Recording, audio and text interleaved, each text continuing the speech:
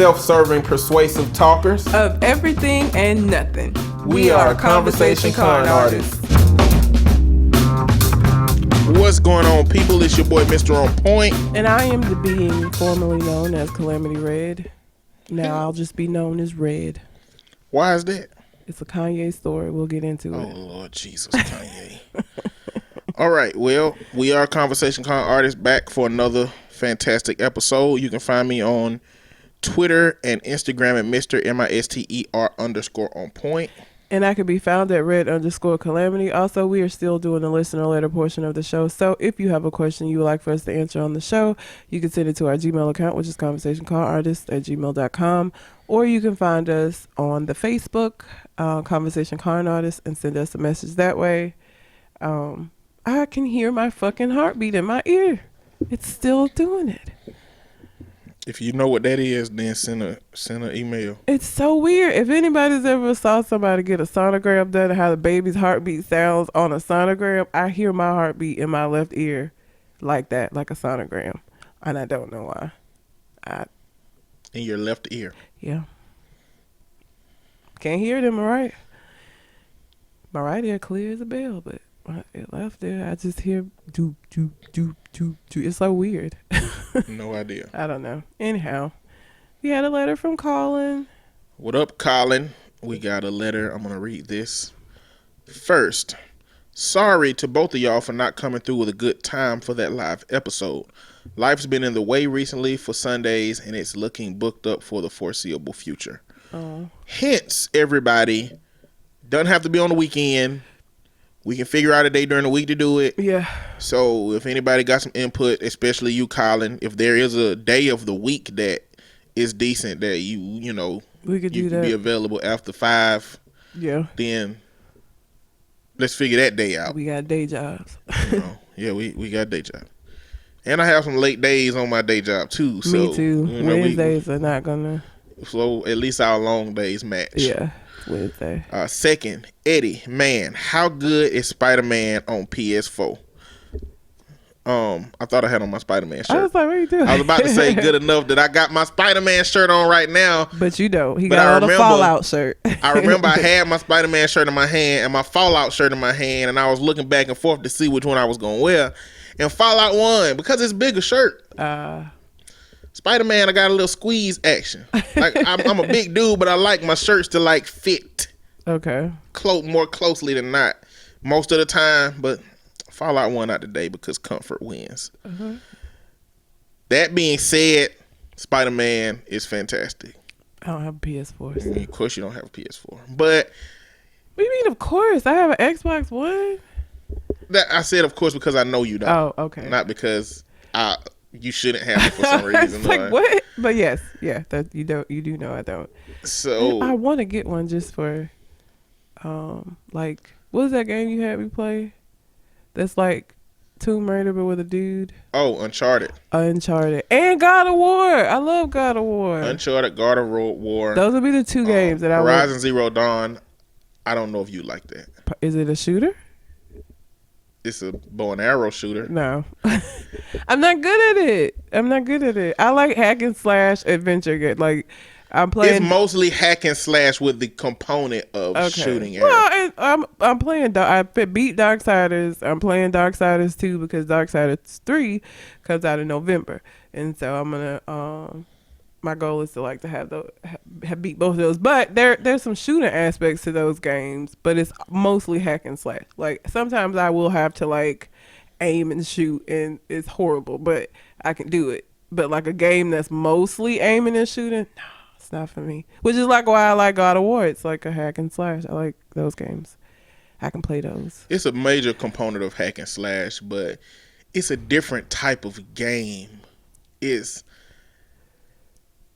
like an old caveman times game. You in these because you kinda Ark. Every time I came in here, you had Ark on TV. Ark is dead to me. Why is Ark dead to you? What happened? You was playing that shit all the time. Ark was replaced with No Man's Sky. I was just waiting for another game to take the place of what Ark was.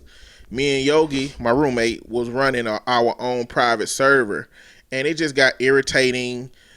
even if you didn't want to play the game, you had to go back and feed your animals so that they don't die. Oh. So the game kept you feeling like you had to be connected. So I don't want to play. No, I don't like so that. No Man's Sky replaced that because it's just another resource gathering game like Ark was. Where you play when you want to. And exactly. Not real time. You exactly. got to go back. Yeah. And they're adding events and stuff to No Man's Sky. But No Man's Sky about dead to me too because I gathered everything I wanted to gather and I'm done now. It's so funny that you because I think we talked about this past week. You don't really go into a game to beat it. I want to beat the games I have. So like when Dante's Inferno came backwards compatible, I played that till I beat it. I played Darksiders 1 till I beat it. Now I'm gonna play Darksiders 2 till I beat that shit. It's not that I don't want to beat the game. It's that some games are just not good games. And there's a whole bunch of stuff that have to come together for me to want to continue playing a game. To continue the question, Spider-Man, I've been playing Spider-Man from the beginning to what is almost the end. I haven't quite beat it. I'm like 79% through with the game. But that's because they have a very fine mixture of pacing, introduction to new powers, new suits, new gadget, a very compelling story that is very involved to where you want to know what's finna happen next. So I want to get to the next destination, but still enjoyable enough that if a side mission pop up, I'll go to this side mission before I go to the main mission. Or if a little, one of those little side, they have side collectibles that you can get. I'll just get caught up in just going to grab collectibles just because it's so enjoyable to swing around the city. It looks good. It's just a all around great experience. So I need all of that stuff to happen. That's why I can beat a Spider-Man. That's why I can beat a God of War. That's why I didn't beat Horizon Zero Dawn because of several different reasons, but I rebought it. So I took it back to GameStop to get the most money I can get from it. And then I turned out to buy the complete package for $10 less than what I got back from GameStop. So I saved money to get the whole package, but I had to do it at the time that I did it. Oh, okay. So I'm gonna go back and I'm really gonna start over to beat that game. But it introduces new powers, new things, has a compelling story, and that's great. Those are the only games I play though. Like Darksiders, the first and the second one, like their currency system changed. Like the first one, you collected souls and you use those to barter. This is actually coins and money, but it's just that you get different powers. You want to finish the story, and the stories are connected. So like Darksiders is the 4 horsemen of the apocalypse, and so they're gonna have 4 of them. Each one works with one of the horsemen of the apocalypse, and they have different powers. And so as you progress through the game, you get different weapons. Like Darksiders 2, I don't know if you've ever played like Dynasty Warriors or Warriors of Roach, where you have to, like, people drop weapons, you can pick them up and change them out and sell them for money. The second one works kind of like that. And like you get horses, like it's a whole. So yeah, I can, but those are the only kind of games that I play, I guess is what I'm saying. So like Spider-Man sounds like something that I would like to play because those are the kind of games I like where I'm adventuring through, and the Darksiders 2 introduce side missions, and so you can just beat the game straight through, or all these other things that you can go and do to gain different stuff if you choose to. You don't have to. So I will beat games that have that, but other games, I respect open world games where you can pretty much do anything, but I think that's sensory overload for me. I think I need a game that's somewhat linear, that has some component of being able to, like, I beat Fallout 3, but any other Bethesda game, I have not beat those games. It's just, at a certain point, I'm just like, it's too much. And then a lot of games, when I get to a point where I'm tired of using the same weapons, I'm tired of using the same powers, I'm tired of only having the same everything, that's when I get to a point where I really don't want to play no more. Because even if I turn the game on, it don't change that their system of introducing this new stuff is just too slow for me. Oh, yeah. You know, so Darksiders 2 has a skill tree like Dante's Inferno. I don't know if you played it's Dante's nothing Inferno. about Darksiders 2 that ever intrigued me enough to play. Really? Why? But since you've been playing it, I want to see what it's talking about, because we just got the Game Pass, Xbox Game Pass. Oh, and it's on there? It's on there, yeah. The 1 and 2. Yeah, I bought the, it was like a you got both of them for like one price. And I had them for a while. I don't know what happened. I was playing Darksiders 1 and I got to this this boss that I couldn't beat, and so I was like, fuck it. And then once I beat Dante's Inferno, I was like, let me go back and do this shit. So I finally got that, beat it, and so now I'm on Darksiders 2, but it has a skill tree like Dante's Inferno, where like you earn points as you level up, and you can use your skill points to get something off the tree, and then like, you know, as you get stuff, more stuff becomes available, so you can increase your powers that way. You also at certain points in the game will just discover like a new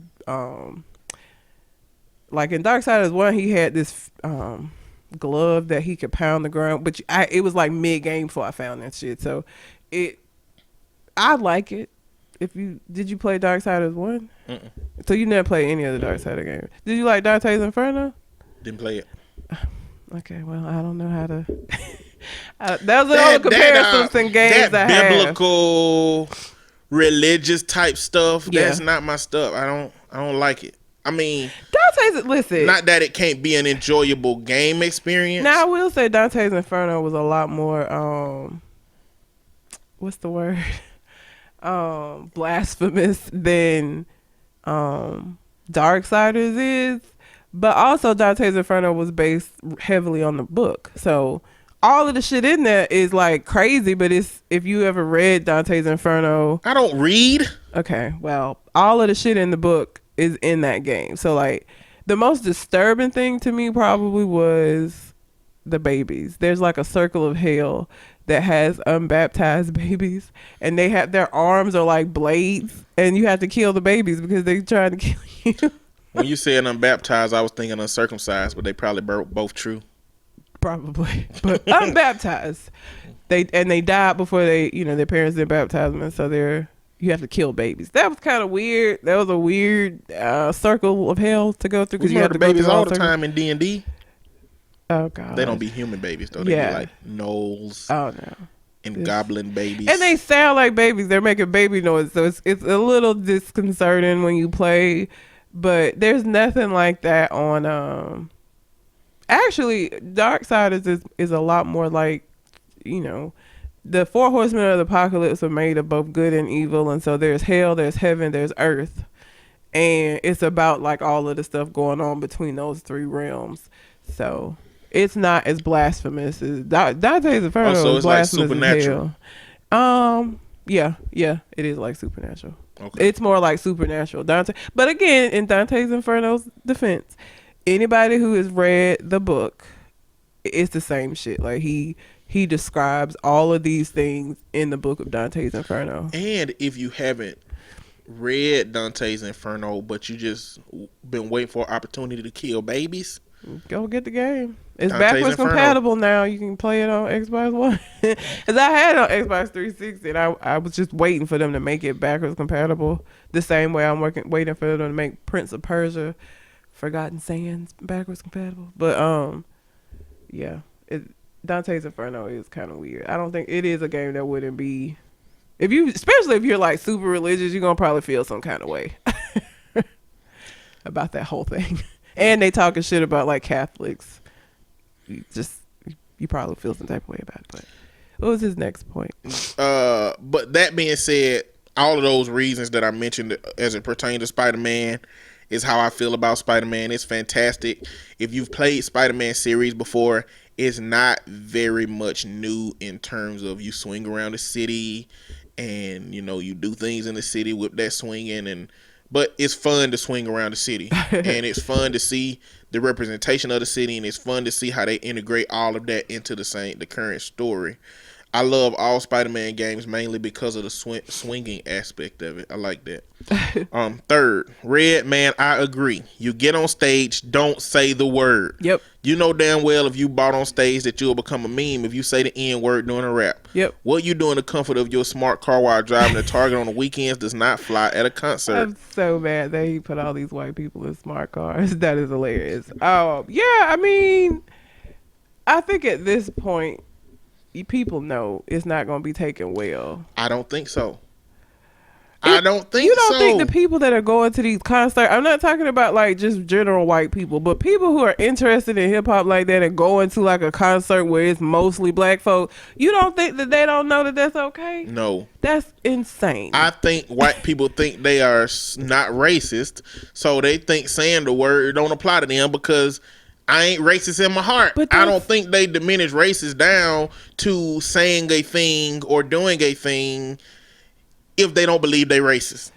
That's crazy. That's like me saying, well, I'm not homophobic, so I should be able to use the F word. I'm not going to use it because I'm just not going to use it. I'm not part of that culture, so I'm not going to use the word. I'm not homophobic, but I'm also not going to use the word. But we also, as a culture, don't have the cultural narcissism and ego that white people have.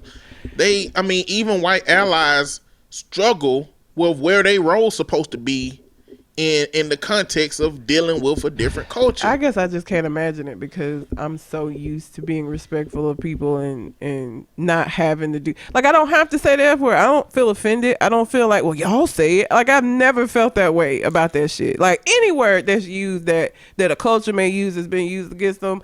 I don't ever feel entitled to say it just cause. Like, if you don't want me to say it, if you ain't comfortable with it, if you have any words it is in the fucking I don't have to use that shit. It's not a big deal. That's where that cultural narcissism come in at. Like if you want me to call you some crazy name like Popsicle the Unicorn, I don't give a fuck. You a Popsicle the Unicorn as far as I'm concerned. If you tell me to stop calling you your name and call you some new shit, what for? I don't care. I'm gonna. She laughing, y'all. Is that because of the name? Your name is Popsicle the Unicorn? Popsicle the Unicorn, nigga. That's the. Well, it must be like a circus inside of your brain. Like you was reaching for a name, but Popsicle the Unicorn is what came up. If you only knew. Oh my god. If you only knew what's going on in my head, it's ridiculous. Sounds terrifying. But I would call you that, and if you didn't want me to call you something, then I would stop. If I feel like I'm gonna get a lot of tweets now of Popsicle the Unicorn. Well, if you do, you just did it. You made a spectacle out of it. Now we know the group who listening who is gonna start calling you Popsicle the Unicorn. They gonna probably change my name in the group chat. It was already Red Velvet for a long fucking time. I'm okay with it, Popsicle. So that's my thing. I don't care. Like, and if I know a culture don't like something, like I don't use Hispanic. You know, because what I learned in my cultural diversity class is Hispanic is the word that America came up to refer to Latino people. So I use Latino. Like you'll hear a lot of Latinos saying Hispanic, but that's just because that's what America call us. That's what we gonna do. Fuck it, we can't do nothing about it. Okay, I learned something. I didn't know that. Yeah, so I don't use Hispanic. I don't like that word. You're gonna hear a lot of Latino people using it, but I rather say Latino. Or whatever they identify, Afro-Latino, like ideally, like I've had conversations with people that I've worked with that were Latino, and I said, like, how do y'all feel about the word Hispanic? Like, is it offensive and acceptable? And then he was just like, I'd rather not be called it, but you know, that's what America does, you know. So white America has that history of creating language for people. We didn't come up with nigga. No, we didn't. You know what I'm saying? They came up with it on their own pretenses. So we just don't have that built-in narcissism as a culture to just assert what we want to be, want people to be on them, and then have the insistence that we can use that shit. We don't do that. No, because it don't matter. I don't give a fuck. Like, again, I never get offended. I'm never upset that if I hear gay people using that word, I'm never like, well, y'all are using it to, I don't care. Like, it's not that deep. No word is that deep where I'm going to be like, how dare you tell me I can't use that word to describe you when you describe yourself. It ain't that deep. I don't understand. To your point, we can assume that this one girl is just dumb as hell and don't know. Because the white guy, again, the example I used, the guy who was at Duval, he got up there, he said, I'm living my best life, ain't got time ain't going back and forth with you, and that was it. But I think those are different contexts and different environments. How is it? It's Because she was at a Kendrick Lamar concert. It don't He was at matter. a Lil Duval. It don't matter. It does matter. Why does it matter? It makes a difference because Kendrick Lamar is a much more popular artist. He's- It's very possible. What does that have to do with the genre of music and the nigga that was used in both of these songs? First off, because I don't think the white dude at Lil Duval concert came by himself. He came with a group of niggas. That's the only way. Probably so. Only way he was gonna be there. And the only way that he would have said yes to a group of black people that was coming to Lil Duval concert, there was a certain type of black people. And I just don't feel like a white person that go to the Kendrick Lamar concert under the same rules. But I feel like Kendrick. I like Kendrick Lamar. I also like the Lil Duval song. But I'm saying I feel like the white girl that went to Kendrick Lamar concert could have went with 3 of her white friends. Yeah. Not necessarily like it don't necessarily. I feel like he would have more cultural connection because it's Little fucking Duval. That song blew up though. White people don't know who that is. They may not know who he is, but I feel like a lot of them know that damn song. It blew up. It's The such a song huge blew up, song. but white people now because of that song think he's a rapper or artist. Yeah. He's a comedian. Yeah, but regardless of them not knowing who he actually is, I don't think that would negate them going to see him. Just because, I mean, they gonna probably go under the pretense this new hot rapper named Lil Duval. Like, I feel like they would be there thinking that they wouldn't know that this nigga's a comedian who just like cashed in on a random ass song. I don't think so. You don't think so? I think Lil Duval is some shit you at, and Lil Duval happened to be there versus scheduling 6 months ahead of time to get to Kendrick Lamar. Like, it's just different levels. But where was the Lil Duval? Cause Lil Duval, Beyonce had him open up for one of her shows. So like, I don't know if it was just a Lil Duval venue or if it was somewhere where that stage was smaller than my damn living room. You're right, it was small. That was a little stage. That looked like a comedy club stage. So I don't know if he's at comedy clubs performing his song. That's so funny if he or is. if because he only does the chorus. For him to do the song by himself, that song is a vast majority of Snoop and whoever the dude is. But what we was listening to on that video with the white dude was it was playing on the loudspeakers, and he was probably kicking in his part, but he was just probably getting the club hype. I just really don't see him coming into a club just to do that song, even if he didn't have the other artists with him. I imagine that he might do that to get everybody crunk and then do a set as far as his comedy goes. That's what I imagine. Like I don't know. But all I'm saying is Beyonce had him on the Carters. But either way, I'm just assuming that girl can be dumb as hell, and just not really recognize the social implications. From your perspective, if everybody should know by now. But this shit is still happening way too much. And I think white pride, ego, narcissism is just not gonna let this go away. I think we gonna meet people who know better than to say it. But I believe they say it in the context of thinking they ain't racist. I don't know. I mean, I might be wrong, but I agree with y'all. I mean, I agree with y'all though. I mean, if you get up on stage, don't say the N-word, But if I was a rapper, I wouldn't bring no white people on stage if I was saying nigga.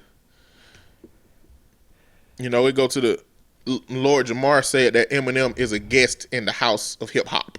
Yes. A lot of people feel that way. AC Blowfield. We had a whole debate about that shit. A lot of people feel that way. So I don't know why you would. Kendrick Lamar probably don't feel that way, but no, because even artists that may feel that way are still going to invite white people up on the stage because I think that Lord Jamar was talking about as it pertains to making the music. Who listens to it, I don't think they feel that way about the fans and the people who pay to come and see them. I think he meant that more for like it shouldn't be no white artists, or if they're gonna be white hip hop artists, then they need to understand that this ain't their genre. We just allowing them to visit. I don't think he meant like fans though.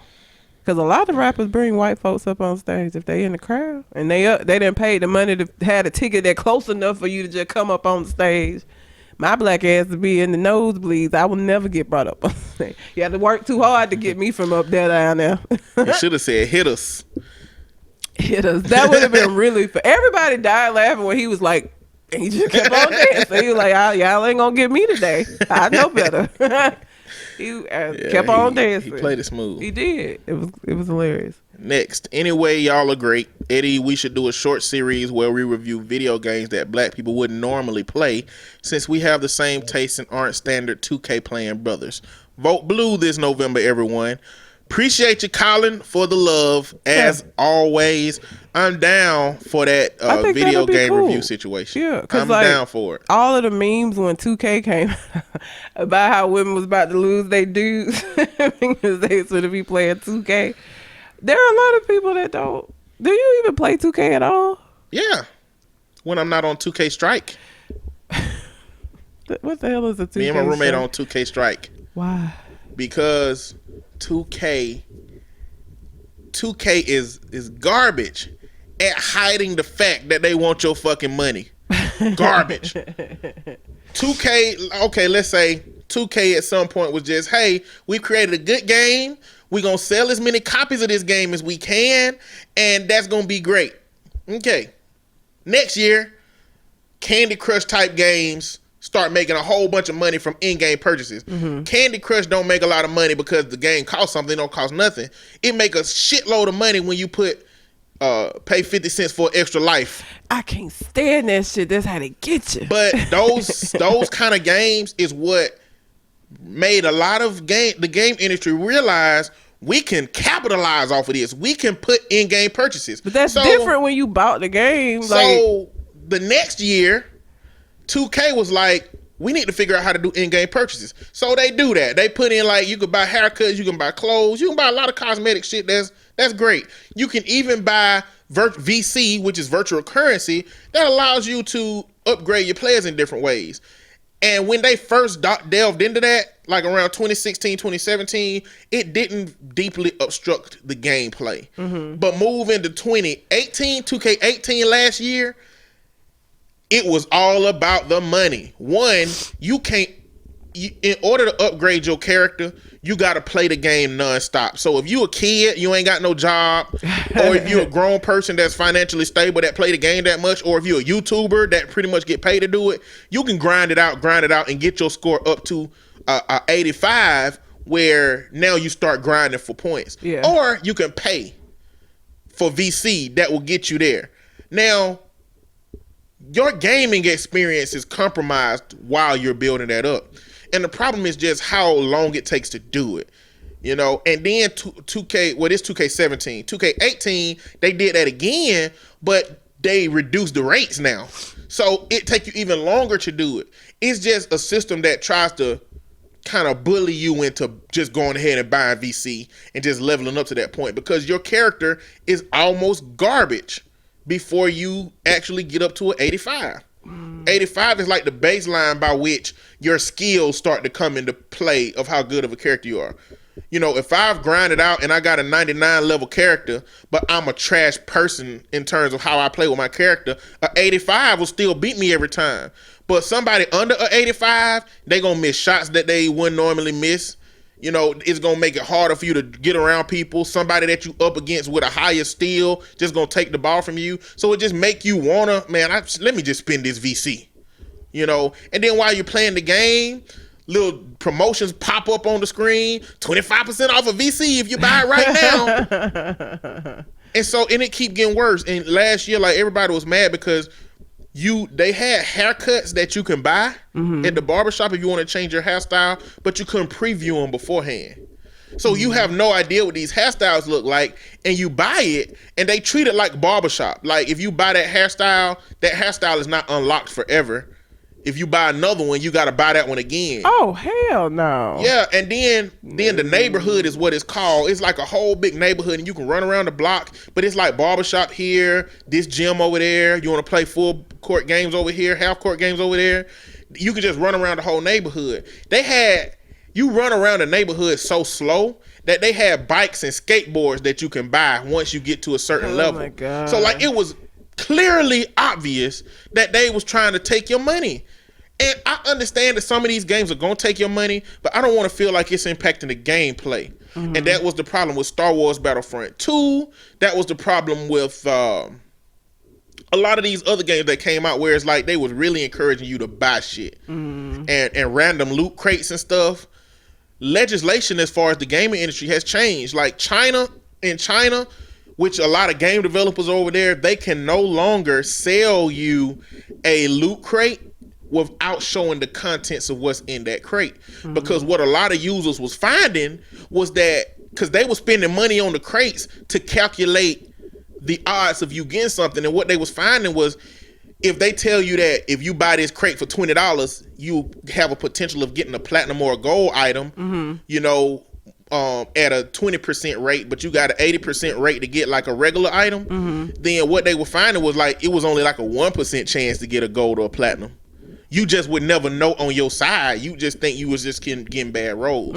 So now they can't do that anymore. So they're not developing games without telling you what you can get, the likelihood of you getting it, but you got to see that you almost finna get it. So but 2K to me is the worst at that, and we ain't buy it this year. That's not to say it won't get bought later on a sale or something like that, but I'm not interested in it. And I only play it. I don't like sports games like that. I only play as a add-on. Like, and I understand the game mechanics. Like, even when I play basketball, I play basketball from I put up my shots from a geometry perspective. Like, I use the glass a lot. It's like, if you could throw this up at the right angle, at the right trajectory with the right amount of force, and hit the glass at the right spot, then it'll go in. But I play the game like that. I know I'm thinking of how they mechanically created the game and how they expect characters to be able to move. So even though I never play the game, if I pick up Madden with the kids on my caseload, which I do every now and then, I'm gonna give them a good game. They might come up out on top because of strategy, but like, I give you a good game in 2K or Madden just because I'm familiar with those games and those systems. But I don't really play sports games like that. I only play when my roommate and them needed one. He'll be in the other room. They'll have 4. They don't want an AI player. He'll yell out to me if I want to hop in. I'll hop in and we'll play the rest of the night. And I won't play another 2 weeks until they need another person. So it ain't worth it for me to buy anyway. But I won't buy it because right now it's just trash to me, in my opinion. And I think that this is the path they're going to take for some time. But anyway, that's my spiel on it. But me and Colin, what me and you need to do is we need to come up with a list of games that we should both start playing right now, including indie games, including popular release titles. We should start putting down a list of the games that we've played, and let's cross-reference that and see where we start at in terms of reviewing some video games, because I'm down for that. This sounds cool. But anyway. All right. Well, if you have a question you would like for us to answer on the show, you can send it in to our Gmail account, which is conversationconartist@gmail.com, or you can find us on Facebook, Conversation Con Artist, and send it to us that way. So, Kanye West has put out a tweet that said that the being formerly known as, did he just say Kanye? The being formerly known as Kanye, he wants to now just be known as Ye moving forward. Now, here's the thing. It's not that he's changing. Yeah, the being formerly known as Kanye West, I am Ye. Now listen, this ain't the first time somebody that changed their name. It's usually not like, and it usually is a pretty simple change, like Lil Bow Wow, drop down to Bow Wow, P Diddy, Puff Daddy to P Diddy to Diddy. They do that shit. But I think because of how mentally unstable Kanye seems, and him even wording it like the being formerly known as Kanye West wants to now just be known as Ye. I just wonder if he ever gonna get stable again. I don't know.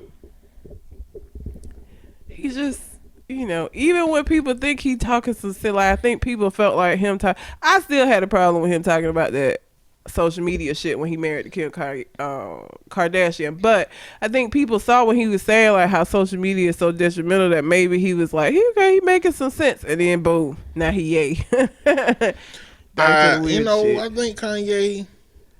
I think Kanye is going back to the person that he was before. You think so? Yes. Why do you think that? I think that he was always nuts. Oh, okay.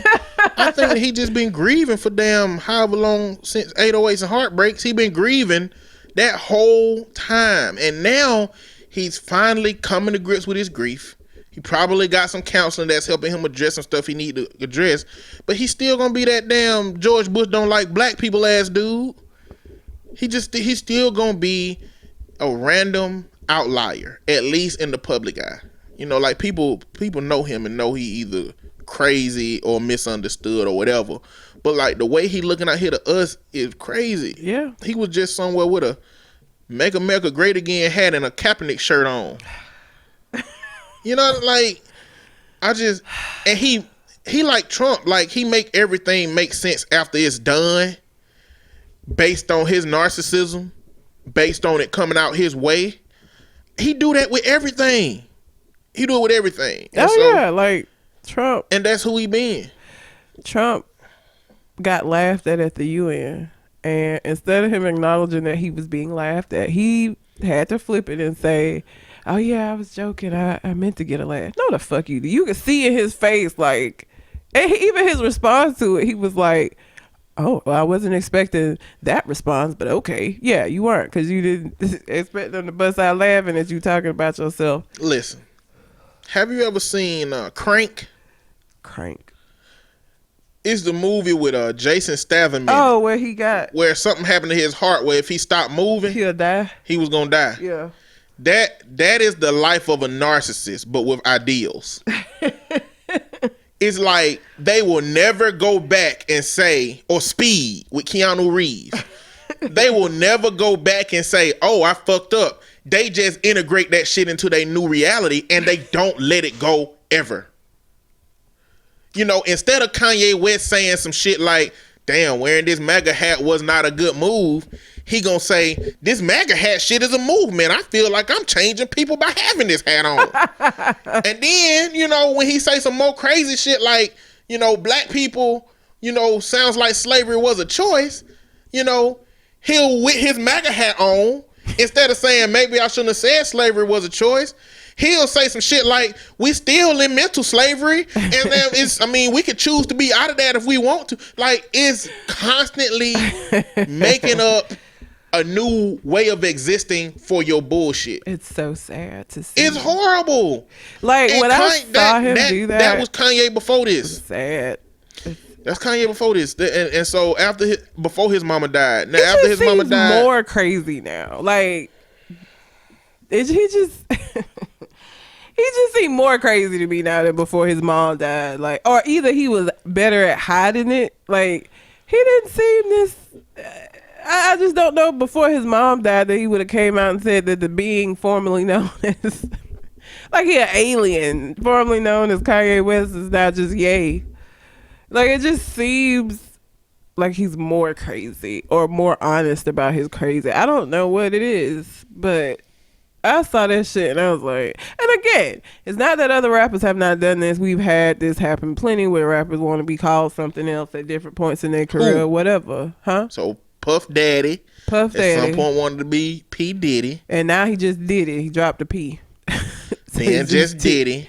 Who else? Lil Bow Wow dropped the Lil and became Bow Wow. Why do you even count him? Because that is Shad Moss. But he made a big ass deal about dropping the Lil when he did. We don't know of anything before Shad Moss. Okay, that is Shad. Oh my God. Who else has done that? There's been other cases of it. I just can't think of rappers that have changed their P. Diddy gonna be number one. Who? Diddy? Jay-Z. Sean Carter. Oh, he's Sean Carter now? He started going, he's still, because you know he did, what album was that where he supposedly died? Where he had 99 Problems, the video for 99 Problems where he gets shot at the end of the video that was supposed to signify that change in him. I forgot what album 99 Problems was on. I got 99 problems, but a bitch ain't one. Having girl problems, I feel bad for you, son. Mos Def changed his name to Yasin Bey. Yasin Bey. Tupac changed his name to Machiavelli. Say Jay-Z changed his name to Jay-Z, but they took the hyphen away. Oh, okay, no. Poetical Prophets. I don't even know who Mobb that is. Deep. Oh, I only ever knew them as Mobb Deep. Likewise. That's some New York nigga knowledge. The fuck? K. Dot to Kendrick Lamar. Okay. The Game to Just Game. I mean, Nasty Nas to Nas. Common Sense to Common. what? Was he real? See, that's the thing. Is like, were they really known as this? Like if Common won a award during his early albums, would they have said, and the winner is Common Sense, or would they have always just called him Common?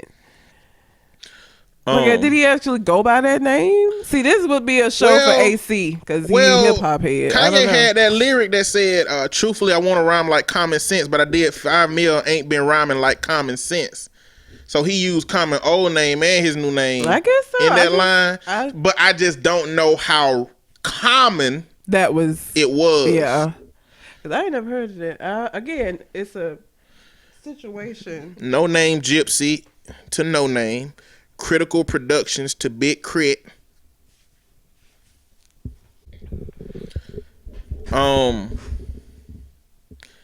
Therapist to J. Cole. His name was Therapist. I don't know about that. I don't know. Maybe that's something he said in an interview or something.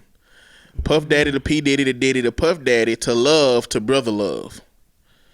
Yeah, I remember that Brother Love thing. But I think he scratched it out. I don't remember that. Snoop Doggy Dogg to Snoop Dogg to Snoop Lion to Snoop Zilla back to Snoop Dogg. I remember that. Young Jeezy to Jeezy. Little J to Jeezy, I guess the beginning.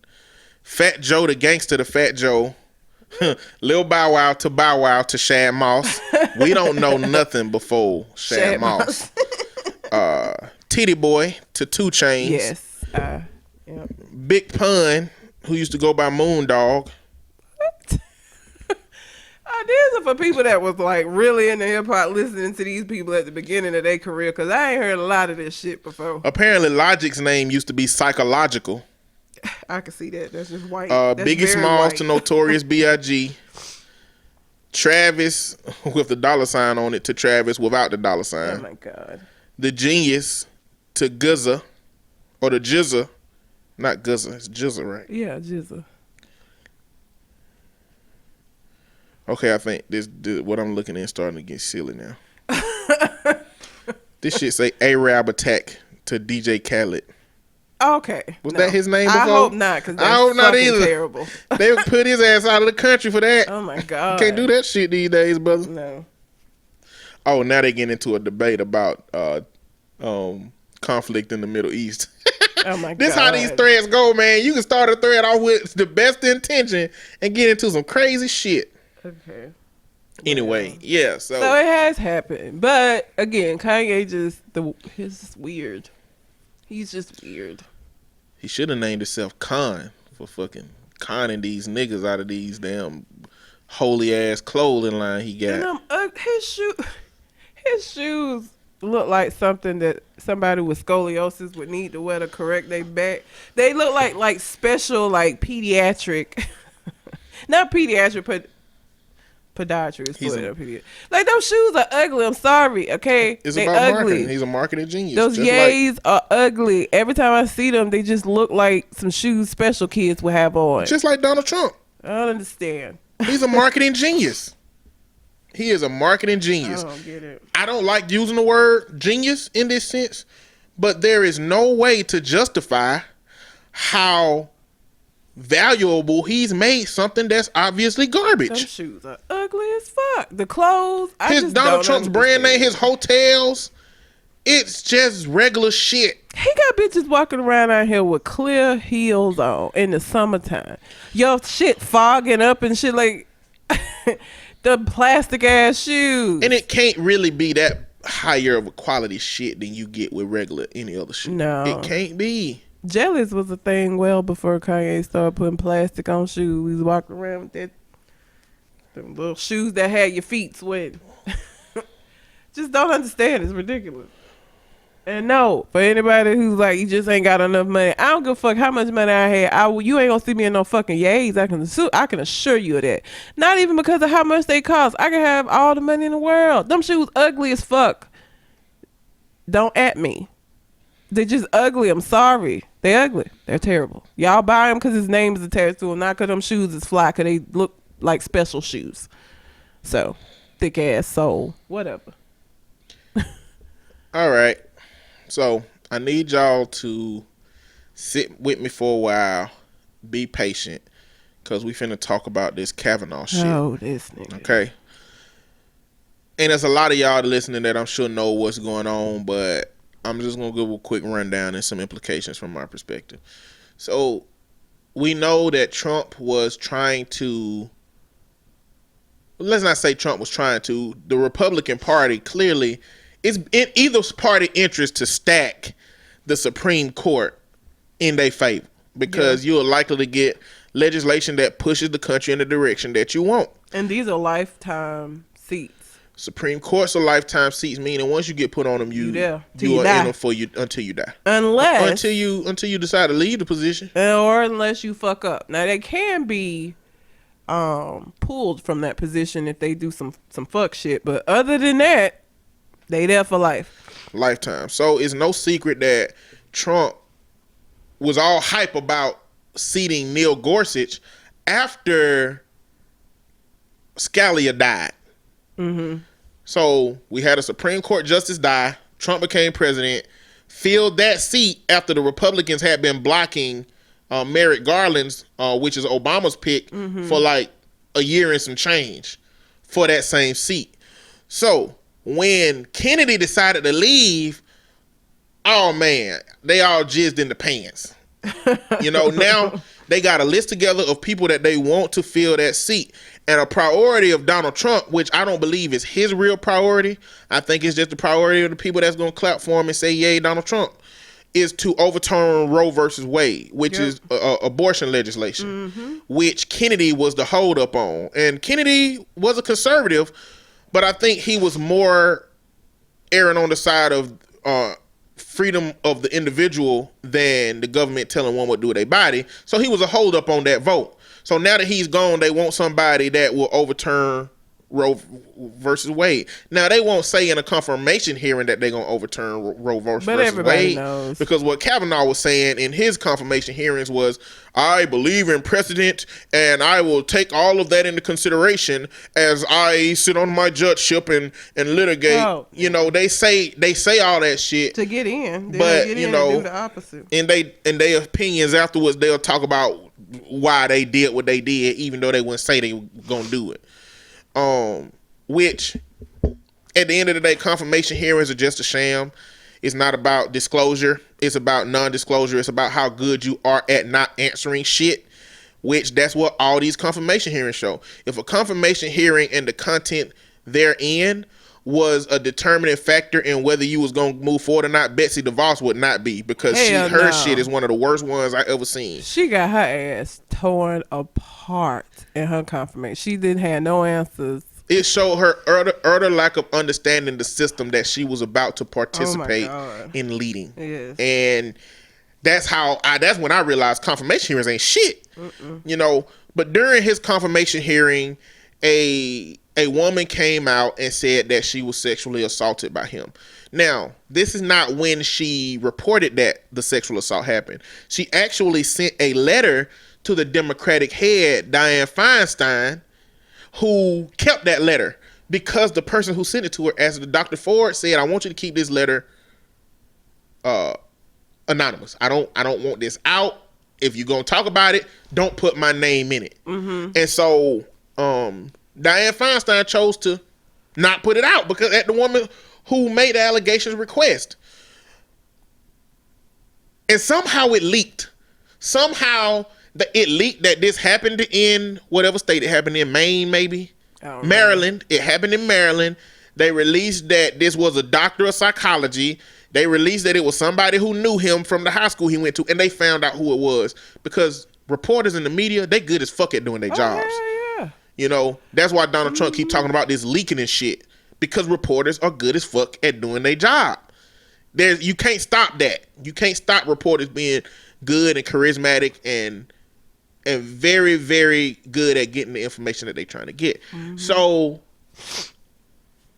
after these allegations came out, now we got a situation because we have a judge that the Republican Party has chosen to fill that seat. That is a lifetime position. We have a woman that has put out an allegation against him of sexual assault. And we have a Democratic Party who has been sitting on this information, potentially trying to figure out what been doing with it. Now, what happens next is at this point, there's several different pathways you can take, right? The first pathway is, let's not worry about these allegations. We already here. We doing this. Let's push it on through. That's Republicans. It's in their best interest to get this man confirmed ASAP before bullshit happens. Mm-hmm. And you know what? They are familiar with bullshit because they did it for 440 days with Merrick Garland. Mm-hmm. Very familiar with bullshit. Or we can fully investigate this shit. Now, this is the Democratic Party shit. Let's investigate this shit. First off, we didn't approve of him before this shit. We ain't never liked him. We ain't gave a damn about this man because we already know that Donald Trump sought him out to overturn some shit that is a very important piece of legislation in our country's history. So we don't want that, so already fuck him. But now we got this allegation. So first off, let's cancel him. But see, then it turns into, so are we going to cancel him on unfounded allegations? You know? Or are we going to not explore the allegations and move forward? See, this is when politicking started happening, right? So the Republicans' gripe about this situation is that y'all fucking Democrats don't give a fuck about this lady. Y'all got that information from her earlier, and y'all sat on this shit until the last minute because y'all wanted to release this shit and make us have to scramble and keep this nomination from going through so that if y'all have a blue wave in November, y'all can block this shit for another 2 years, which is possible. It's possible that they do that, you know. And Democrats is like, y'all Republican assholes. Y'all are sitting here saying that this woman should have her day in court. Her story needs to be listened to. But the reality is every single one of y'all are still ready to push him through. So her telling her story it don't have nothing to do with measuring his character. It's just about like playing a little charade, pretending like you care. Now, what could have resolved all of this for both parties is that when these allegations first came out, if they would have let the FBI do an investigation. Well, Kavanaugh is one of the questions they asked him during them talking about this was why was he doesn't want an FBI investigation. My thing is, if I ain't did no shit, hell yeah, investigators, so y'all find the fuck out and get out my face. He doesn't want an investigation. Now, at the beginning, he said that he wouldn't care about an investigation. Like, I think during the Fox News interview, I think he alluded to being okay with whatever they want to do with it. But I think one of the politicians promised him that there would be no FBI investigation. And so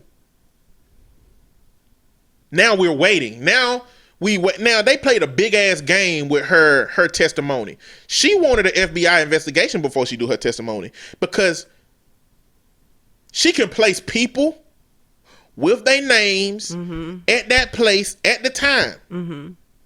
You know, she don't remember exactly everything that happened. And keep in mind, we've been saying sexual assault, but this is like a gang rape, basically. Apparently this is like a potential gang rape, but she never used the word rape. She just, you know, it was a potential, at the least it was a sexual assault. I guess. What happens if it's just a multiple people sexual assault?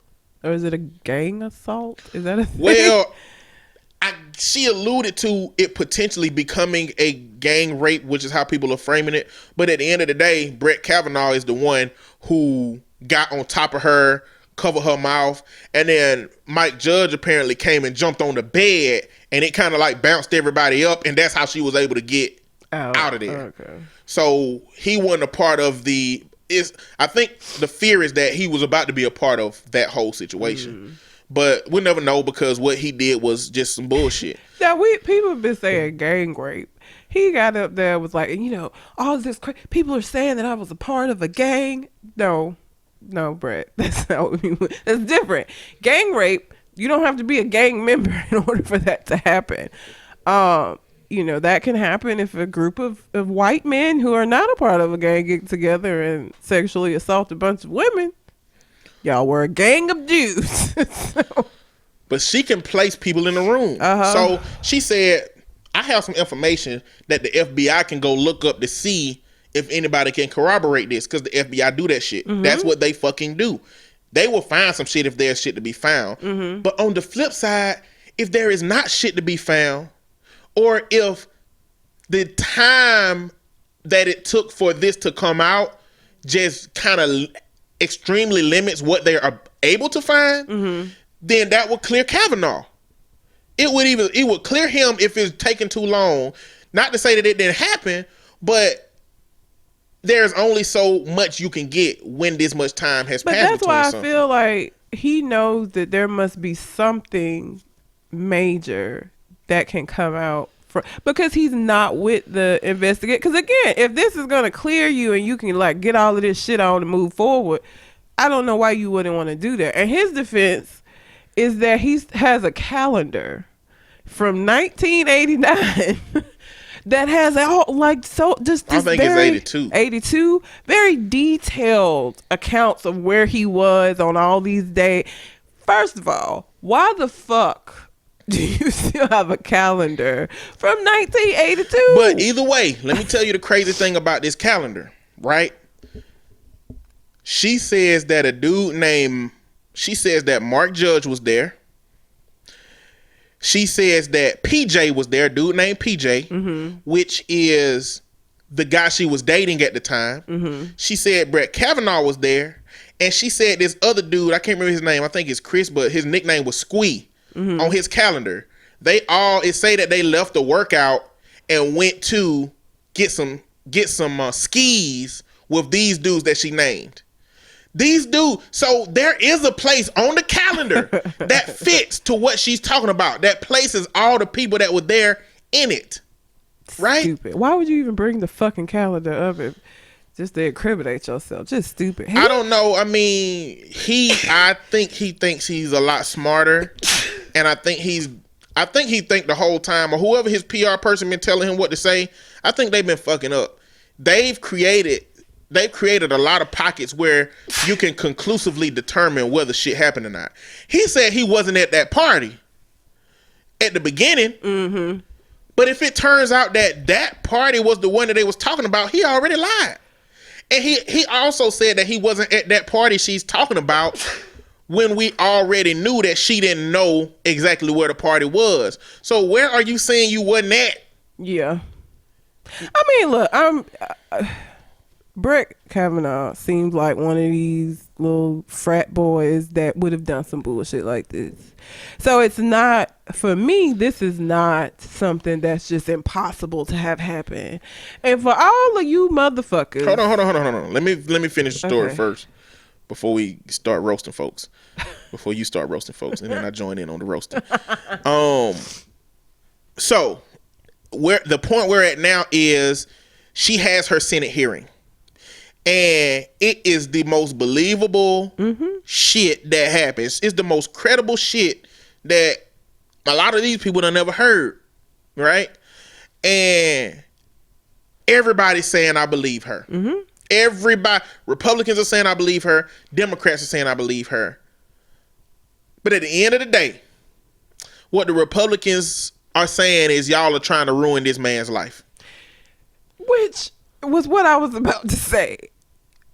For you to say that they're trying to ruin his life when he was possibly a part of a sexual assault that fucked up her life is so disrespectful.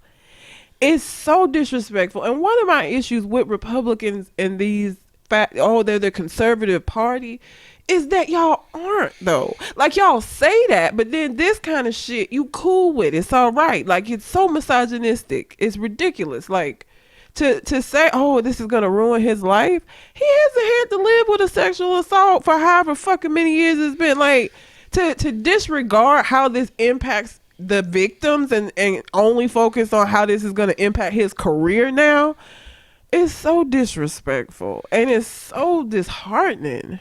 Not only that, but when did not getting a Supreme Court seat become the measuring stick for your life being ruined? You know, like, he's lived the life that he's wanted to live with all of that shit. Now, another part I want to add about the hearing is that his testimony, he would not answer questions. And he had a little tantrum. He had a tantrum, but he wouldn't answer questions about whether he's ever been blackout drunk before. He said he's never been blackout drunk. He said he's never been blackout drunk, but he's gone to sleep after drinking. He said he likes beer. He said he still likes beer. He said he likes beer a lot. He's never been blackout drunk. But I've gone to sleep after that. drinking. One of his peers was on CNN and said that she been sending text messages with all of her Yale peers who all knew Brett Kavanaugh, and they are utterly disgusted at how he's mischaracterizing himself as it pertained to alcohol. They said that shit, he just not telling the truth about how much he drank. He looked like he looked like a Brett. He does. Brett Favre looked like a Brett. Brett Kavanaugh looked like a Brett. The Brett from Pulp Fiction looked like a Brett. Yeah. All of them look like a Brett. Yeah. And they look like they do Brett shit. Which and Brett shit blackout is going drink. to get some skis with the boys. You know. For him to be a judge and to have been involved with the law for as long as he has, he is not good at not answering questions. Like, he can't even do it in a way that's like, maybe they won't notice I'm not directly answering it. Like, he was shit. His whole testimony was terrible. The only thing that came out of that for the people who are like, I believe him, is because he made an attempt to cry because, again, this is ruining his whole life and blah, blah, blah. But, like, no, Brett. I don't believe you, Brett. I think you a liar, Brett. I think you're full of shit. Lindsey Graham, during this whole thing, had a whole little meltdown in which he went haywire, talking about, y'all Democrats, y'all just, it's ridiculous how y'all are willing to ruin this man's life for power. Oh, no, I hope you never get it. Oh, y'all are just doing this. Y'all don't care about this lady. Now, he's saying that they don't care about this lady because they probably did a whole shitload of politicking in order to meet some agendas, but she don't exist because of the Democratic Party. No. She didn't tell her story because of the Democratic Party. She didn't bring this shit to Dianne Feinstein because of the Democratic Party. The Democratic Party may have done some political posturing after this came out, but the reality is he did this shit to this woman or he didn't. I believe he fucking did. But for Lindsey Graham and Republicans to say, believing her and confirming him can't exist in the same space if you respect what you say you believe happened to that woman. And again, that just goes back to this conservative idea, this, they're pro-life. It's like, y'all say y'all stand for these things, but then a lot of the shit that y'all do does not vibe with that. All y'all are old white men sitting up here, got daughters, you know what I'm saying? You got wives.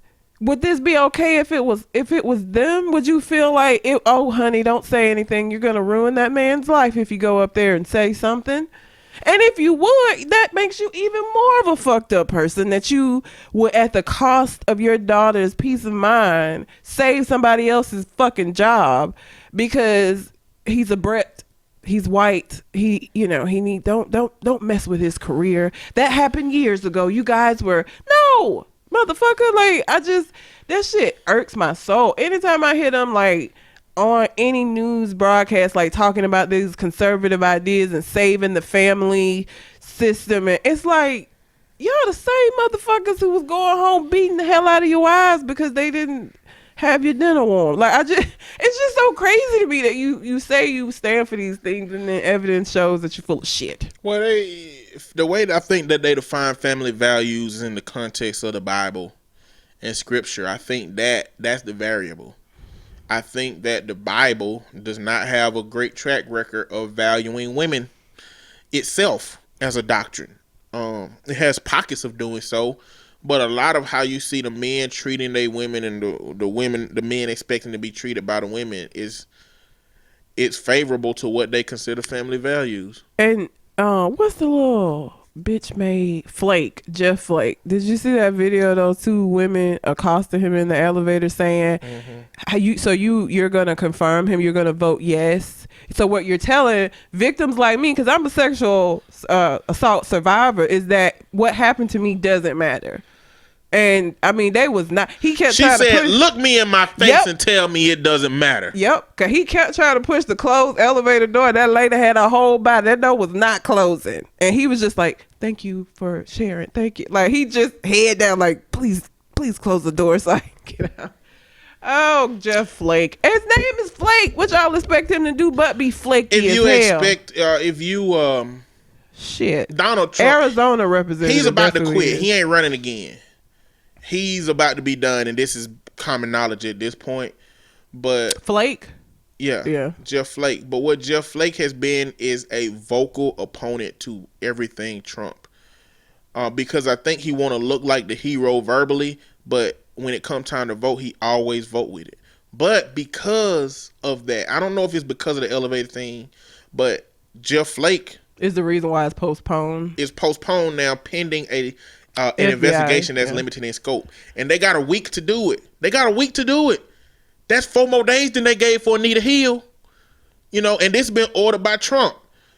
So, but the reality in that is, if we believe Dr. Ford and that this happened to her, and the FBI comes back with nothing that conclusively shows that it happened, he's gonna get confirmed. And all we can say is that's just what we asked for. We asked for the system to do what it's supposed to do. They didn't have a lot of time to do it, and I expect the Democrats to come out and say they didn't have enough time, and I expect the Democrats to say, well, we still believe Dr. Ford, and this probably happened. But these are the issues that come along. They couldn't find no white man that don't have, like, my thing is. The dude Squee. Yeah. He's the dude with that wild conspiracy theory came out and said that it was him instead of Brett Kavanaugh. I don't know what you mean. This dude came out with a conspiracy theory on Twitter that they condemned like shit after it came out, but they made it sound like that something happened to her, but because that's Republicans' talking point. It's been, we believe something happened to her. We don't know if it was Brett Kavanaugh or not. So he was saying that she was confusing Brett Kavanaugh with the other dude. Okay. And so he's placed at that party as well. Squee. Yeah, he's placed at that party as well. And the crazy thing about that is, how does he know? I just don't know. I'm just trying to figure out. I feel like Kavanaugh had a conversation with that dude, letting him know who else was there to help him come up with that conspiracy theory. I just don't think that he only got that information from Dr. Ford's info, because it was limited how that information came out. I don't know. I believe he did it. I believe that he is just the quintessential drunk frat boy. He like the dude that raped the girl behind the dumpster. He that kind of a motherfucker. That's who he seems like. The fact that he was not able to keep his composure and basically had a 2-year-old tantrum when he was on the stand, the disrespectful way that he talked to any of the women that questioned him. Because if you go and you look at him being questioned, his whole demeanor when it's a woman questioning him is completely different than when it's a dude. Like, he's just a bitch ass person, period. And even if he stood by and watched her get sexually assaulted and he didn't actually assault her, that still makes him a trash ass human being, period. He's a horrible person and he doesn't need to be in the Supreme Court. Fuck him. Now, if indeed the FBI comes back with not enough conclusive evidence to indicate that he did this is going to showcase the issue that comes along with so much time passing before a person discloses that something like this happened. And a lot of people are asking the question, condescendingly, mind you, Of course. Why it take 30 years for them to come out? Same shit with Bill Cosby. Why it take 20-some years for them to come out? Why they didn't come out immediately? Well, the immediate response is trauma is so deep that people want to move away from it. They don't want to have to expose this shit, tell their story to several different people, tell their story over and over, relive that trauma over and over. It's just best if we get away from it. In a lot of instances, you can get away from it. You can't get away from it with Bill Cosby necessarily because he's a household name. He got a TV show that come on, he reruns all the time. So those women, I believe they experience some hardcore shit dealing with somebody like Bill Cosby. But if it's a Brett Kavanaugh, I think my question is, I wonder how she came back into knowledge of his existence. Because some people are saying, he's been a federal judge for all this time. Why she didn't do this now? Well, it's very well possible that she's went on to live her life, forgot about this man's name, had been following shit he's been doing in his cases. I don't know all the federal judges. Exactly. Don't put his name in Google because it's a part of her trauma. Why? And it's very possible that the first time she heard his name again was out of Donald Trump's mouth. And now it becomes more relevant. If she had followed up with Brett Kavanaugh and he became a fucking Walmart manager, then it don't make a fucking difference. Who cares? He's not going to have any control over anything that would be concerning. And she can isolate herself from coming into contact with him or seeing his name or anything that would help evoke that trauma. But if he is all over TV and is about to become a judge, the knowledge you have about his character becomes a load more relevant. And not only that, but he's finna become a Supreme Court judge. So he's about to make decisions based on the character judgments that he's made across his life. Now, you can go look at research from how the character of kids change to when they're adults. You can go see all of these differences, which plays into the dialogue and the excuses of he was 17.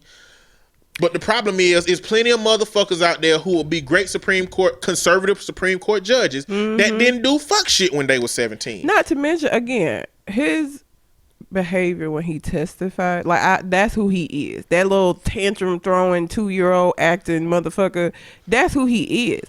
Like, when he's not, that's who he is under pressure. That's who he is when people don't agree with him. That's who he is. So I don't know that he's like completely removed from who he was at 17 as evidenced by that. But another reason why people don't say anything, you have to understand, is just the misogynistic culture of this country and how, depending on where you were when it happened, there's a real concern that people gonna say, well, why was you at a frat party or whatever? You know what I'm saying? Like, there's a real concern that you're gonna be to blame, that they're gonna make you feel like it was your fault. You should have knew better. Why was you there that late? Why were you at a house where you knew it was predominantly male? Like you gonna get questioned like you did the shit, like you the bad person. And so people when they're younger are not strong enough to withstand that, and sometimes it does take years for them to come to a good place with it and to really truly recognize that I didn't have shit to do with that. That was a decision that he made. I said no. It doesn't matter where I was. It takes them a while before they can become strong, because the scrutiny that you're gonna be under when you make an allegation against a man in power is high. You are going to be called all kind of shit. They're going to question every little aspect of everything. Because again, if Brett was a Walmart worker, and it wouldn't be the same level of scrutiny. And it's just, you have to kind of keep that in mind, the way that victims have a tendency to be treated as less than a victim. Like it's your fault. Like they contributed to it. And so, therefore. You know the story of the boy that cried wolf? Yeah. He basically was at a town and was continuing to cry that a wolf was coming to the town, and the whole town would prepare for the wolf, and found out the boy was just playing. So that when the wolf actually showed up and the boy came to cry wolf, nobody prepared because he had been bullshitting the whole time. Except, in this situation, the boy is women. The wolf is rape, and they never been believed. So why would the women in this case prepare themselves to be believed if there is a history of men not believing the women who say that they've been raped? And not only a system where men don't believe women who may or may not have been raped, But women who have been raped, and the men know that those women have been raped, still seek to protect the men at the cost of the perception of that woman's character. Why you had that dress on? Why you dressed so provocatively? Why was it so late and you was over there? And they still gonna call her fast, promiscuous, a whore. Yep. They still gonna call her all of those things in order to protect that man. And what I say to the Republican Party is that you believe in her and supporting him can't exist in the same space. If you support him, you don't believe her or you don't give a fuck about her. What happened to her? Yeah. They can't exist in the same space. So if you say I believe her, but I still support Kavanaugh for all these other reasons, I guess it would still go in line with all of these people that say that they support Trump policies, even they don't. So though they don't support all this shit, they conveniently can isolate all of this shit out when it's a part of it that they value, which is what Republicans are doing now. So it ain't really new. It's the same shit they did when they voted Trump in. Oh, well, we don't like Trump, but we support all this other shit he doing for us, even though he grabbing women by the pussy and he telling everybody that they racist and saying insensitive shit. Okay, there were bad guys on both sides. Yeah, it just goes in line. This way that they are hoping to rule goes in line with that. And I don't even want to call myself a centrist. I don't really like politics, but I understand some of Republican shit and some of Democrat shit. But the political posturing that both of these parties do to try to get shit going their way is becoming irritating as fuck. Like, I'm getting exhausted listening to CNN. I'm just getting exhausted listening to CNN, Fox News when I watch some of their clips. I don't never watch that shit because I know it's gonna make me angry. Well, Hate them. I watch Fox News sometimes, or not Fox News. I only watch clips, but I watch clips of any news show as breadcrumbs to go in and do my own research. And I feel like sometimes when it's a topic that's important to me, I need to know what kind of political posturing and what kind of spinning that they doing on some of the stuff that we talking about. But that's it. Thanks for sitting through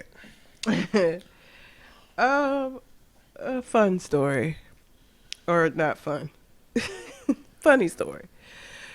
Bus driver arrested for letting students drive the bus. What kind of shit is that? A Northwest Indiana school bus driver was cuffed and booked after she allegedly let the students drive the bus. So of course the kids have their phones, and so one of the kids on the bus recorded this, and that's how she got caught. Joandria McAtee, 27, let 3 students, 11, 13, and 17, drive the school bus home, and she dropped kids off. Oh, She a special kind of stupid. They arrested her when she went to go pick up her paycheck. They was waiting on her ass. At least she got paid. She was hit with a neglect of a dependent charge, which is a felony. The Porter Township School Corporation is angered and disappointed in the actions of this driver. Superintendent Stacy Schmidt said in an email, "The safety of our students is a top priority." Why would you? First of all, when I have a kid, I ain't gonna want to drive with they motherfucking asses when they learning how to drive. Other people, random ass, badass kid. Like, I just want to know what could have happened that would have made her be like, "Who want to drive?" Who want to whip the big school bus? Like, what the fuck? I don't understand what could have made her decide that was a good idea. 11, 13, and 17. And these damn kids record everything. So the fact that somebody recorded you doing this, not shocking to me. Probably went home and was like, "Man, look, Mom, the bus driver was letting us drive today." And the mama was probably like, "The fuck?" And called immediately to the school board. Y'all got drivers out here letting kids drive school You buses, can be the cool bus driver without letting motherfuckers drive. Like, just do the shoot dance outside of the bus or something. Like, do some of the Fortnite dances, floss dance. Do some of that shit for them to be like, "Oh, that bus driver cool." That's all it takes. It don't take no more than that. You ain't gotta be like, hey, little kid, you wanna drive the bus? Oh, I ain't bet you ain't think about driving was this cool, did you? Like, y'all could have murdered everybody. What the fuck is wrong with you? And an 11-year-old, like, I guess depending on, like, the kid, they so small. Like, I think maybe them kids she had in her lap. I don't know. Yeah. Yeah. She had them in her lap, letting them drive. That's a whole other issue, is you having kids sitting in your lap. just all of this is just all bad. It's all bad. It's all terrible. It's all just shit she should not have been doing. My God. Damn. Yeah. Well, so she's got don't know a if this felony. is don't know if this is true or not. But Bill Cosby has reportedly fell down the stairs and had a hot dog bun thrown at him on his first day in prison. Because I feel like an asshole for laughing. Why? So I was trying to compose myself. He fell down the stairs and had a hot dog bun thrown. Listen, I don't know if it was a lunch person that did this or not. If it wasn't, somebody sacrificed their whole ass hot dog bun. They wasn't finna throw the meat, but they was willing to have that hot dog without the bread to show their disapproval of Bill Cosby. I think that's some big shit there. Oh, Jesus Christ. Oh, my God. I wouldn't dare throw my hot dog bun at somebody. Oh, they be serious about their food and like, I don't know. I had somebody tell me a story about prison, and he was sitting next to somebody who got killed. He was more upset because blood got in his grits. Like, he didn't give a fuck about the nigga dying next to him. He was just like, and got blood in my grits. Like, he was so mad about these grits. Like, super upset. And I'm like, well, what about the dude that died? Fuck him. I needed my grits. And then they wouldn't give me no more when I went back up to the line. A part of me feels like somebody would have went and picked up that hot dog bun, or he would have went and got it back. But a part of me feel like nobody would want to eat it because it got Quaalude powder on it now. I fucking hate you. I feel like Bill Cosby much. is just walking Quaalude powder. Like every time he step, like a baby powder from How High. He just had baby powder. I feel like just Bill Cosby just got Quaalude powder on him. I don't know why. That hot dog hit him and it just poofed all over the place.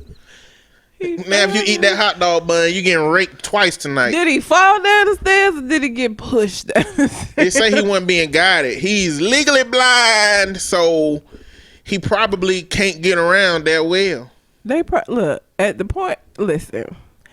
At this point, unless it's somebody that believes that he's been treated wrongly, anybody who believes that he is the predator that he's been convicted of being, they don't give a fuck. Look, rapists and shit don't get no love in prison. And I don't know that just because it's Bill Cosby, it's going to be different. Because they whooped Jared's ass when he went. So, I mean, they probably are supposed to guide him. And they probably like, let his old rapey ass find his way. Like, I feel like they would do that shit. They don't play them games I in really prison. feel like they finna start calling him Pudding Pop. Oh. I feel like they finna be so disrespectful. Oh, God. No. They gonna be like, what's up, Bill? Your new name is Pudding Pops. And you better answer that shit or we stabbing your old ass. Listen. Oh, God. They look. You want to know what Bill Cosby's first meal consists of in jail? Hot dogs, apparently.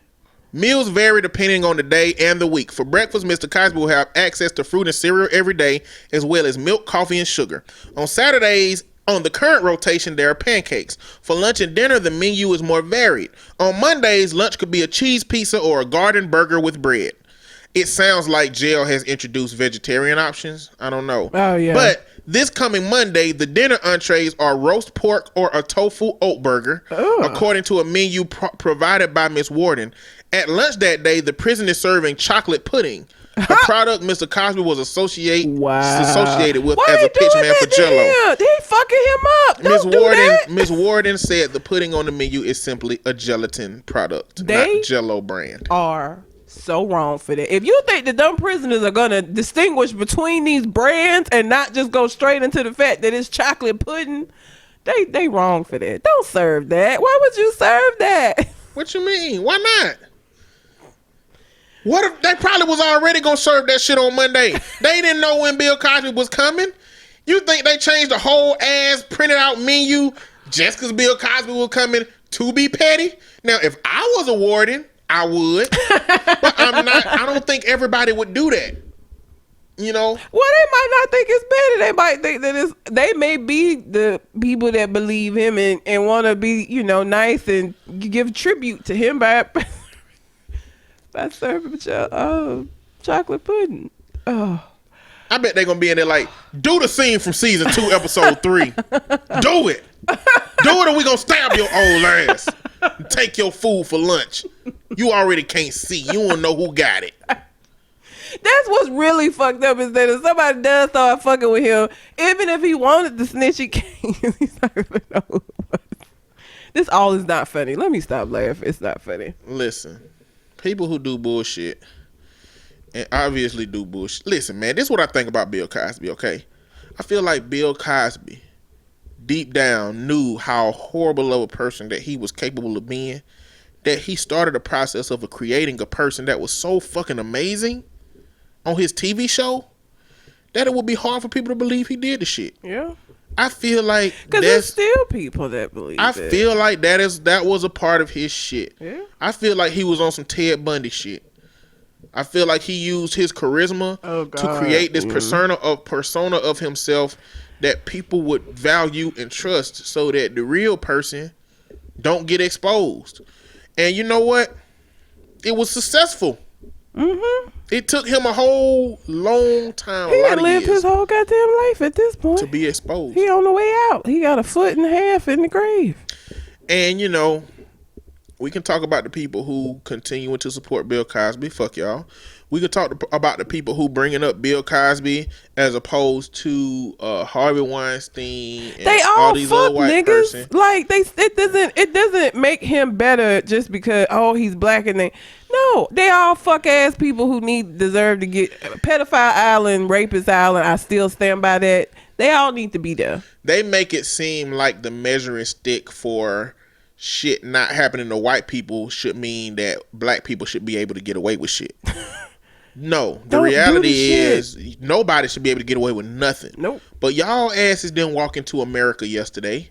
Y'all know that the justice system disproportionately impacts brown people at different rates. And if you're a brown rich person or a brown poor person, if you brown, white people have a better time than you. Yep. That don't mean that these systems ain't trying to get to white people. But unfortunately, it do mean that if it get to white people, it's not going to be the same. But that's the America we live in. But Harvey Weinstein is facing a life sentence, man. Mm-hmm. So, I mean, you can't use him no more. But when this shit happened and enough people come out about it, this is what happened. Now, Bill Cosby is going away for one of those people. Mm-hmm. This time he's doing this for one of those people because the statute of limitation had not run up on his assault on her. Mm-hmm. He would get more time for that. But also, they give time based on circumstances. I mean, if you were in a wheelchair, they would give you less time than people who are not in a wheelchair. Like, they take him being old and shit into consideration with this stuff, and legally blind. So, fuck you, Bill Cosby. Yeah, fuck that nigga. But, me and Heathcliff Huxtable cool. Yep, he's so good. I don't even know why this would be, like, who would care? But authorities are looking for a Georgia man who has been stealing food from the continental breakfast bars at local hotels. I just don't, why would you, you got a manhunt out for a nigga that stole some bagels from, how much food is he taking, I guess is my goal. Like, I don't really know why. He probably just come in there and eat breakfast. So who cares? I mean, I know he ain't a paying guest. I get it. I do. But, like, y'all, I got a manhunt on. Dalton, Georgia is looking for the man who hit up a group of hotels earlier this month stealing free food from the breakfast bars. Police also said the man has gotten away. How is it free food if you that's that phrase, well, right? It is you free. You can't steal free food. It's free to you if you stay in a hotel. So it's not free to him, so he's just stealing food. Yeah. True. Police also said the man has gotten away with plastic silverware, shampoo, and towels. So does everybody that stay in that fucking hotel. People be taking them little shits all the time. You get charged for that shit you these do? days. Yes. Oh, hell if the cleaning people report that, the towels they came to pick up is less than they started, hell yeah, they charge your ass. Hell no. They started putting disclaimers in that shit. I saw that when I went to the last hotel I went to. You will be charged for anything that you fuck with. I guess if they let him do it, and then everybody just thought like homeless people get cleaned up enough to just go. I don't know. It ain't a problem. It's not. It's just funny to me that this was a news story. I guess that he's. You know what the thing is for continental breakfasts. He's not doing this right or discreet enough, because if the reality is he's going to multiple hotels and multiple hotels have record of him doing this, and the police are out looking for your ass, you haven't been doing it right. No, they say he bold. He just walked. They got footage of him just walking straight into a Holiday Inn Express, going right over there, like not even. I feel like there's acting like he's staying in the hotel and then going to the shit. I feel like there's a way you can do it that would be more discreet and you can get away with it. I feel like there's a way to do that, and I feel like he ain't doing it right. If you were doing it right, why would you do this with multiple hotels anyway? You do it at one hotel until it get hot, then you go do it at another one until it get hot, and then you go to another one until it get hot, and then you start back over. Maybe different continental breakfasts have different things that they do well, and you just want to dabble in all. If you got to steal food for breakfast, you can't be a chooser. You a beggar at this moment, or you a kleptomaniac. In which, if you a kleptomaniac, then yes, and if you're a kleptomaniac, you can't really help it. How is he stealing shampoo and towel? I guess he could go to like where they store them at, because like he ain't in a hotel room, so he ain't stealing it out of a room because he's not staying at the hotel. So how is he getting access? It's real easy to go find one of them carts that the cleaning people have. You can just walk up and down the halls at any given time and find one of them and snatch some towels and stuff off of those things. I think that'll be real easy to do. I just don't know why you would do it. Cause what is he doing with this stuff? Like he ain't the food he eating on site, but like the towels, the shampoo, the plastic cutlery, like what? All he gotta do is put on a top hat and a monocle. Why he gotta put on a top hat and a monocle? Because that's gonna make him stand out more. No, they gonna think he fancy. No, they gonna think he's a crazy person. Have you ever in real life seen somebody with a top hat and a monocle? He can't have on a top hat and a monocle with a fucking Hawaiian shirt and a pair of shorts. Even if he didn't, if he had on a suit. If I see somebody with a top hat and a monocle in real life and it's not a cartoon villain, I'm gonna remember that person. As soon as the police come, it was weird. He had on a top hat and a monocle, like he stood out. Cause don't nobody dress like that out of the side of cartoons. So that would make him stand out more. I remember his ass better than it if he was just dressed regular. Yeah, you remember him, but you would think he's a guest. No, I wouldn't. Yeah, I think he was a mental health patient. What the fuck has he got this? Wait, first of all, what is is a monocle just? What is the purpose of a monocle? Is it like glasses, but just for the one eye, or is it? Don't nobody even do that. Hang off your glasses and not your. They glasses would give you two. You would have two. You just have a regular pair of frames. One side would have plastic, and then the other side would have your prescription. I don't even know. Do they make monocles? Like, is that a thing still? Maybe that's why I don't see nobody with them on, because they don't make them no more. Where would you even buy a monocle from? You can get anything on eBay. True. Anything. True. But yeah, I just thought that was funny. Like I saw it and I was like, what? Why is this a story? He's eating food at the continental breakfast. Okay.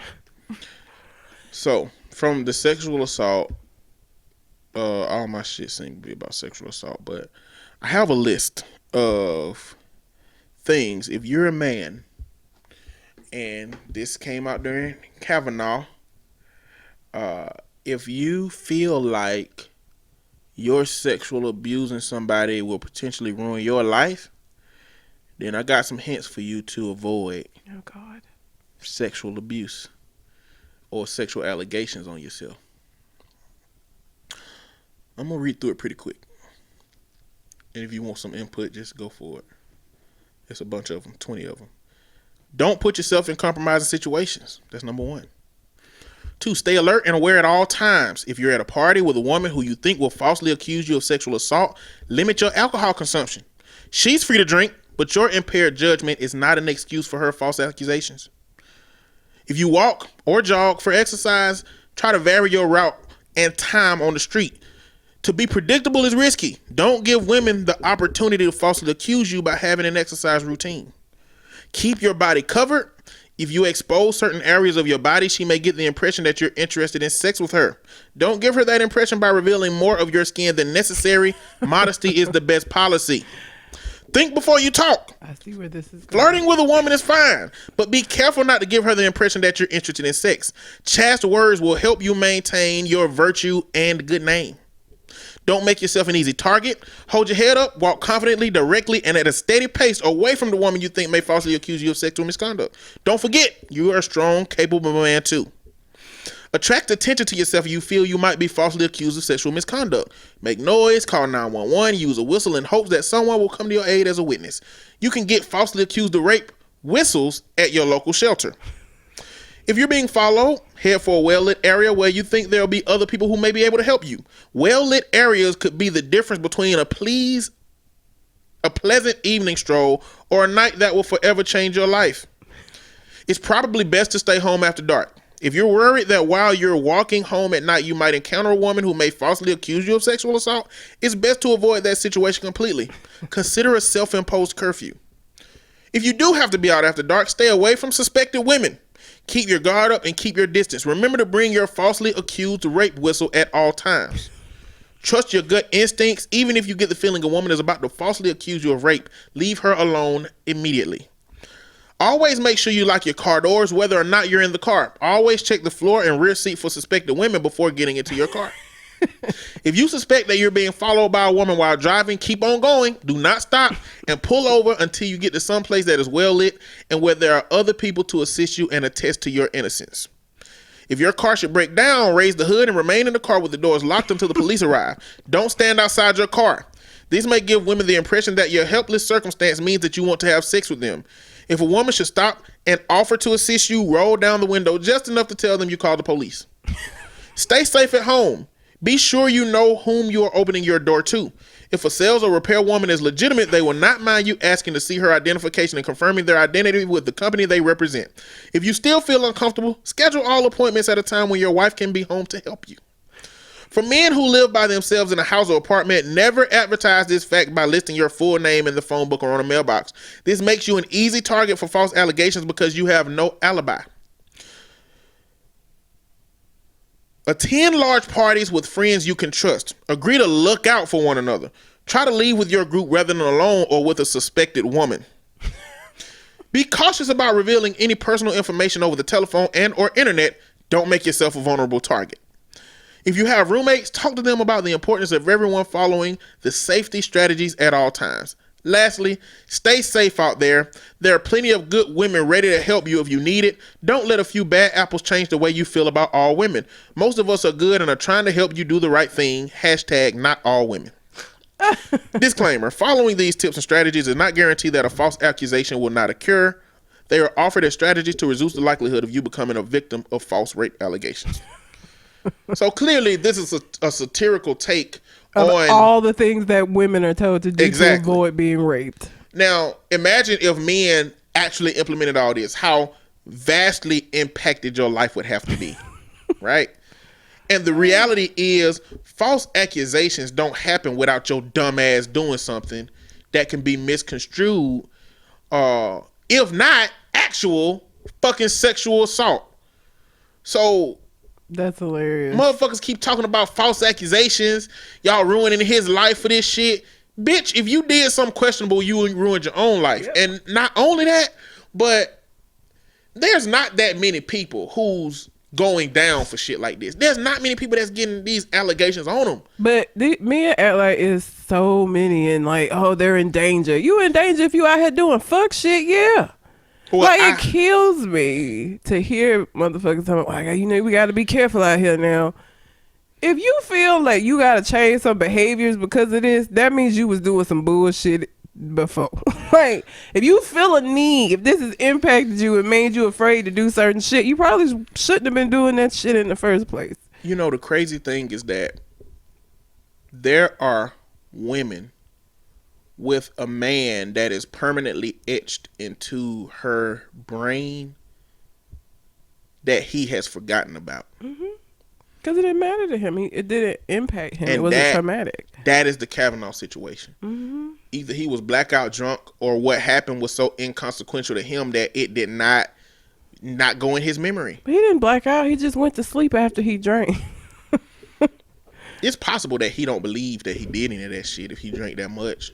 It's possible that he did a whole bunch of shit that he don't remember, and he had to piece shit together. Don't make you less culpable for it. It don't make you less culpable for it, but that plays to the need to know whether you actually are a blackout drunk or were a blackout drunk back then, because then it becomes, that's why he can't really answer affirmative to that, because then if it becomes plausible that he did these things but he just don't remember, that look even worse. Especially saying that he still like beer now. As a judge, how does that compromise you now? You know, we don't need no alcoholic justices that we know about. I mean, I'm pretty sure Clarence Thomas get fucked up every night. You know, but you know what? Anita Hill shit didn't fuck up his life. He became a Supreme Court justice, and if Kavanaugh don't become a Supreme Court justice, then it ain't gonna fuck up his life. It should, but it won't. But it ain't. He'll be fine, just like he's been fine all of this time that she's had to live with the memories of this assault. So, anyway, that's what I got. You got anything else? I do not. I need to figure out where I can hear my heartbeat. But Venom come out next week. Oh yay! Oh, I want to see that. Yeah, it looks me too. good. Are we going late on a Thursday? No, I guess not, because nobody wants that but me. Because we have to get up early. I don't give a damn what y'all got to do. Think I care about y'all? All of us. If the world can't revolve around me, then what the fuck is I'm alive for? I should be dead. We don't all have our own business where we set our hours and therefore don't have to get up. I have to be at work at 8. You be want to stay out 1, 2 o'clock in the morning.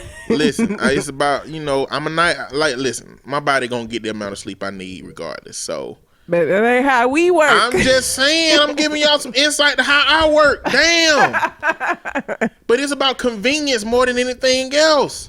I feel like if we go at 8 o'clock, 3 of us gonna be able to sit by each other, and the other 3 gonna have to sit somewhere else. It's just not, we ain't gonna get 8 seats next to each other. I do be a lot of us. It's a lot of us. So, that time serves a functional purpose for us to be able to be all gathered together so we can be around each other. We could go early. Early? What do you mean early? Like early when everybody get off work. Like an early show. They ain't gonna show early on Thursday. Not that early. I mean, it got to show. The only reason they don't do exclusively midnight releases no more is because of the shooter, the movie theater shooter. Oh. So that's why now when they do midnight releases, 7. they do it from like 7 or 8 until midnight, and then it's a wrap. I was wondering about that. Yeah, they changed that because of that shit. It wasn't enough people there to respond. So now they do the shit from like 7 or 8 to midnight, which means that a lot of people do come at 7 and 8 for that first midnight situation. So, but we can go and see how it works. Yeah, because that late shit, I'd be in such a poor mood the next day. I'd be sleeping. Nigga, you in a poor mood 75% of your life anyway. Another 2% to be able to see a movie all together. Not my life. I wouldn't say 75% of my life I'm in a 63. Gotta get half and half at least. Jesus. Or more. I'm not always in a bad mood. You're not always in a bad mood, but you always got the potential for a bad mood to just appear. Yes. So I'm just saying. I feel like that's everybody though. No, it's not me. I mean, you're an anomaly. I feel like you're the anomaly, not me. I feel like most people are like me. You are detached so much so that you don't really get impacted by stuff. So you just be like, all the time. Whatever. I think you're the anomaly in this situation. Tomato, tomato. Okay. All right. Well, if that's all we got, what I be saying at the end? Until we con the next conversation. Okay. Until we con the next conversation. We out. Holla.